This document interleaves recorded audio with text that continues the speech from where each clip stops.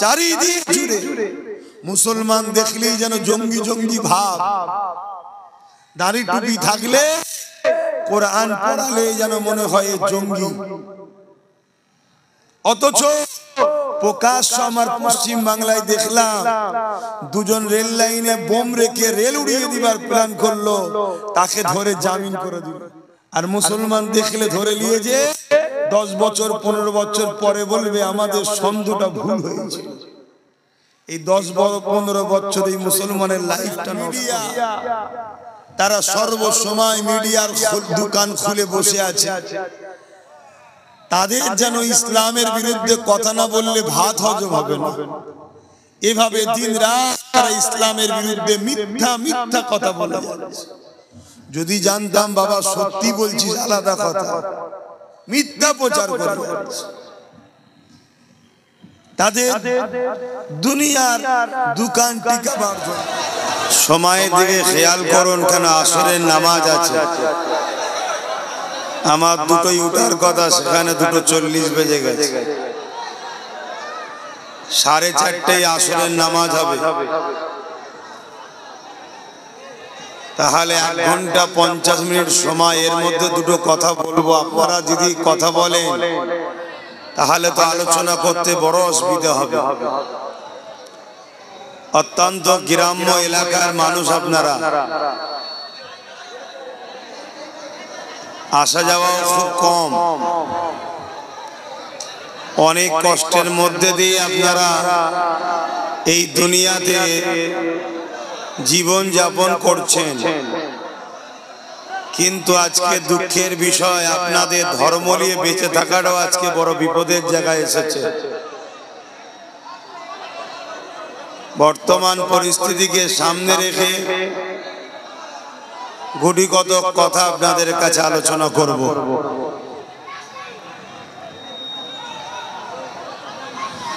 প্রাণ খুলে উচ্চ আওয়াজে দরুদ শরীফ পড়েন। আল্লাহুম্মা সাল্লি আলা।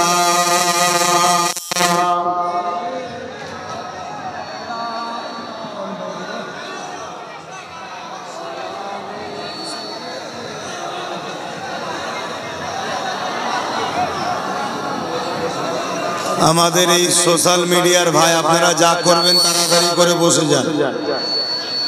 জানি আপনাদেরও প্রয়োজন আছে, কিন্তু বেশিক্ষণ তো সময় দেওয়া যাবে না।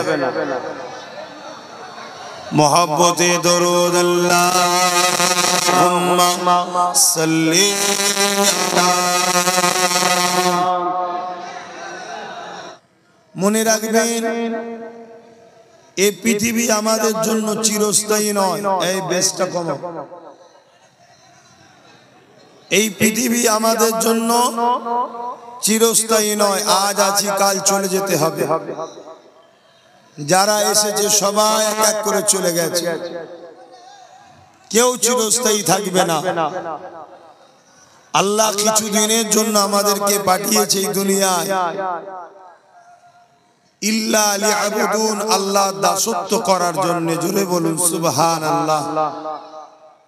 কিন্তু এই পৃথিবীতে যুগে যুগে আল্লাহর পক্ষে থাকার জন্য হাজারো সমস্যার সম্মুখীন হতে হয়েছে, হাজারো বাধা, হাজারো জুলুম, হাজারো অত্যাচার সহ্য করতে হয়েছে। আজ নতুন করে আবার পৃথিবী জুড়ে ইসলাম ও কোরআন, দিন ইসলামের উপরে নতুন করে আবার একটা অত্যাচার জুলুমের স্টিম রোলার চালু হয়েছে।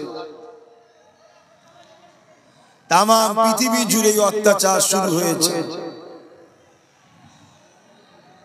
কখনো আমরা দেখি কেউ ফিল্মের মাধ্যমে আমার নবী পাক সাল্লাল্লাহু আলাইহি সাল্লামকে অপমান করার ষড়যন্ত্র করছে।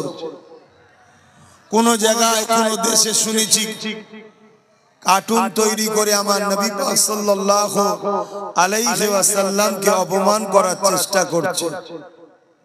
আমি জানি আকাশে চাঁদ উঠলে দেখবেন একদল কুকুর আছে চাঁদের দিকে মুখ করে ঘেউ ঘেউ করে। এতে চাঁদের কি কোনো অসুবিধে হয়? তাম পৃথিবীর কুকুর যদি এক জায়গায় হয়ে আকাশের দিকে মুখ করে চাঁদের দিকে ঘেউ ঘেউ করে, এতে চাঁদের কিছু যায় আসে না। ওই চাঁদটাও হলো আমার রাসূলুল্লাহর গোলাম। জোরে বলুন সুবহানাল্লাহ। আরো জোরে বলা যাবে না সুবহানাল্লাহ? তাহলে মানবরূপী কুকুরগুলো যদি আমার নবী পাকের পিছনে, আমার নবী পাকের বিষয়ে ঘেউ ঘেউ করে, এতে আমার নবীর কিছু যায় আসে না। কিন্তু আমরা যে ভালোবাসি, আমাদের এই ভালোবাসার ইজহার দেখানো দরকার আছে না? না। আজকে নতুন করে আবার কোরআনের বিরুদ্ধে, ইসলামের বিরুদ্ধে, আল্লাহ ও রাসূলের বিরুদ্ধে নানা কথা শোনা যাচ্ছে, চারিদিক জুড়ে হচ্ছে। একদল মিডিয়া, তারা সর্বসময় মিডিয়ার দোকান খুলে বসে আছে। তাদের যেন ইসলামের বিরুদ্ধে কথা না বললে ভাত হজম হবে না। এভাবে দিন রাত তারা ইসলামের বিরুদ্ধে মিথ্যা মিথ্যা কথা বলে যাচ্ছে। যদি জানতাম বাবা সত্যি বলছিস আলাদা কথা, মিথ্যা প্রচার করে যাচ্ছে। তাদের দুনিয়ার দোকান টিকাবার জন্য। তবে এখানে একটা কথা বলবো, খুব গুরুত্ব দিয়ে শুনবেন। যুগে যুগে ইসলামের দুই শ্রেণীর মানুষ সব থেকে বড় দুশ্মন হয়েছিল। এর মধ্যে অনেক উলামা ভাইরা আছে, অনেক তুলাবা ছাত্র ভাইরা আছে, মেম্বারও অনেক আলেম উলামারাও আছে।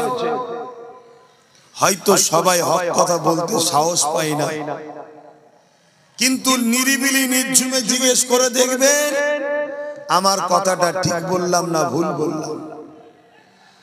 ইসলামের দুই শ্রেণীর মানুষ সর্বসময় ইসলামের বিরোধী করেছে, চরম আরো বিরুদ্ধে ছিল। এক শ্রেণী হলো জালিম শাসক। শুনছেন? এক শ্রেণী কারা? জালিম শাসকরা ইসলামের বিরোধী করেছে।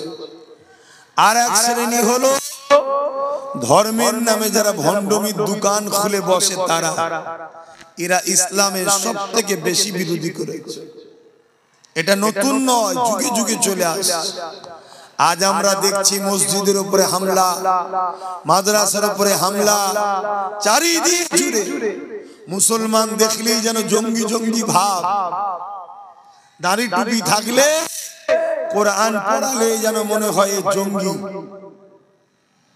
অথচ প্রকাশ্য আমার পশ্চিম বাংলায় দেখলাম দুজন রেল লাইনে বোম রেখে রেল উড়িয়ে দিবার প্ল্যান করলো, তাকে ধরে জামিন করে দিল। আর মুসলমান দেখলে ধরে নিয়ে যে 10 বছর 15 বছর পরে বলবে আমাদের সন্দেহটা ভুল হয়েছে। এই 10-15 বছর এই মুসলমানের লাইফটা নষ্ট হয়ে গেল। এর কারণ এটা নতুন নয়, এটা যুগ যুগ ধরেই চলে আসছে। এলিয়ে ঘাবড়ে যাচ্ছেন নাকি আপনারা? একটু হ্যাকিনা জবান দিয়ে বলেন ঘাবড়ে যাচ্ছে। আমি ঠিক আওয়াজ শুনতে পাচ্ছি না, একটু জোরে জোরে বলেন। কেন? যে আল্লাহ ছাড়া অন্য কাউকে ভয় করে সে আর মুমিন থাকে না। এটা যুগে যুগে চলে আসছে। শুধু আমার নবী ও নবীর উম্মতদের উপরে নয়, আজ থেকে 2-2.5 হাজার বছর আগে একজন নবী এসেছিলেন, হযরতে মুসা কালিমুল্লাহ। আল্লাহ পাক তিনাকে বললেন, মুসা, ফেরাউন খুব জুলুম করছে, ফেরাউন সীমা লঙ্ঘন করেছে, ফেরাউন খোদা দাবি করেছে। মাইকটা কি ডিস্টার্ব হচ্ছে কেন? এমনি ঠান্ডা গরম হচ্ছে, কথা বলতে কষ্ট হচ্ছে। কখনো ঠান্ডা কখনো গরম।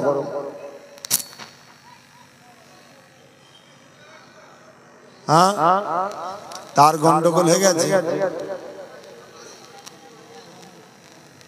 3টে দিলে হবে ভাইরা আমার। ফেরাউন হযরতে মুসা আলাইহিস সালামের সময় জুলুম করেছে না করেন? কত জুলুম করেছে।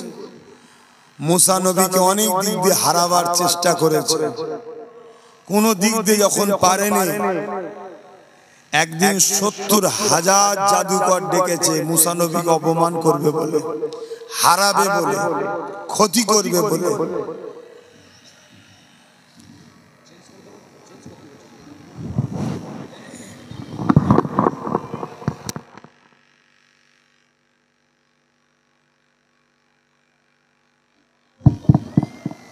হযরত মুসা আলাইহিস সালাম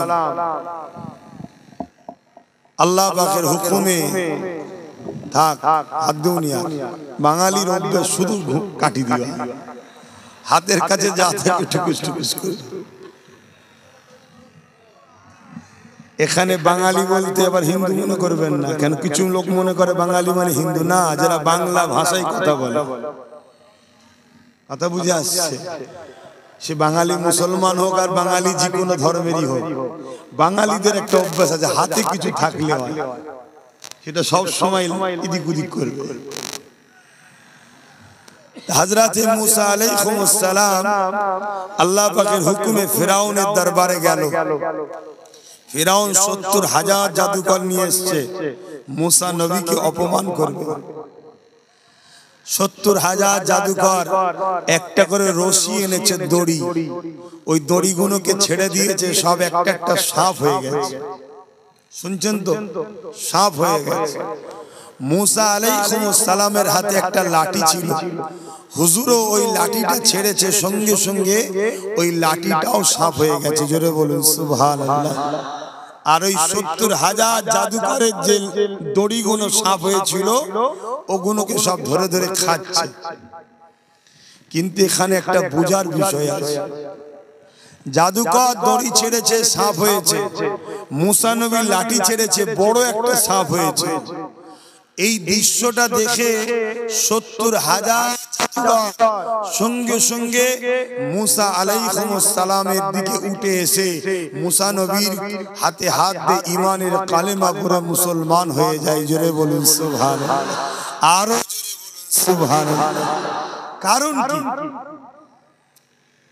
কারণ কি? আপনারাও তো ছেড়েছেন, সাপ হয়েছে, আর মুসা নবী লাঠি ছেড়েছে, সাপ হয়েছে। কারণটা কি? ওই সকল ছিল এ দুনিয়া আমরা দড়ি ছেড়েছি, সাপ হয়েছে। হাকিকাতে কিন্তু দড়িটা দড়ি মানুষের চোখে ধোঁকা দেওয়া হয়েছে, মানুষ দেখছে ওগুলো সাপ হয়েছে, কিন্তু দড়ি বদল হয়, দড়ি দড়ি রয়েছে, রশি রয়েছে। কিন্তু অবাক মুসা নবী যে লাঠিটা ছেড়েছে, ওই লাঠিটা সত্যিকারের একটা বড় সাপ হয়ে গেছে।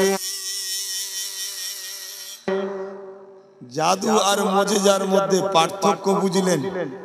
মুজিজা মানুষের চোখকে ধোঁকা দিয়ে, জাদু মানুষের চোখকে ধোঁকা দেয়, অরিজিনালি থাকে, মানুষ ডুপ্লিকেট দেখে।